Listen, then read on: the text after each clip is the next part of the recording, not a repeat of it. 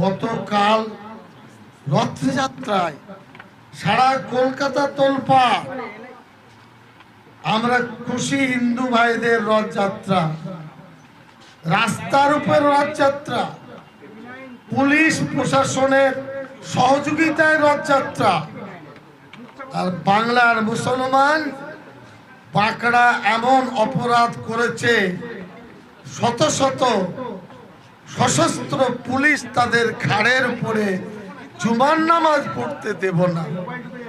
এটা খুব দুঃখ, এটা বেদনা। আমরা আশা করি, আমরা চাইছি এয়ারপোর্ট অথরিটি মসজিদ খুলে দিক। গতকাল মুখ্যমন্ত্রীর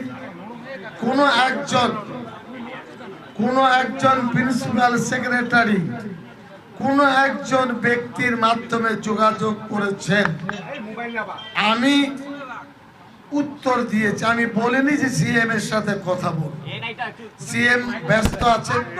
আমার জানা ছিল না যে আজকে হোম মিনিস্টার তিনি রাজ্যে আসবেন, কিন্তু জুমার দিন তারপরে কি বলেছেন না বলেছেন তাদের কাছে জেনে নেবেন। আপনারা তাদের কথা আমাদের জিজ্ঞাসা করবেন না। আমাদের সিদ্ধান্ত আইনের রাস্তা খোলা।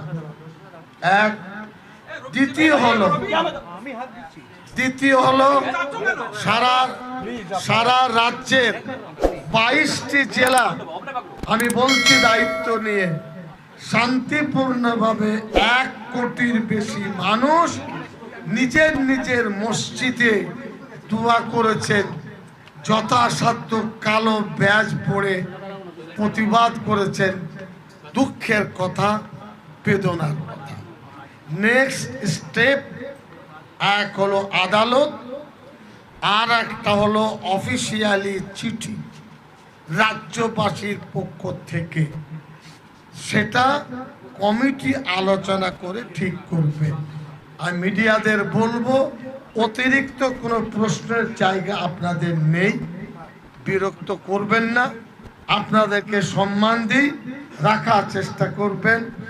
সিদ্দিকুল্লাহ চৌধুরীর মতন ইমানদার নেতা মরে গেলে খুঁজবেন। ভাই কথা বলবেন না। ধর্মনিরপেক্ষ গণতান্ত্রিক দেশপ্রেমিকের জন্য একটা কালা দিবস।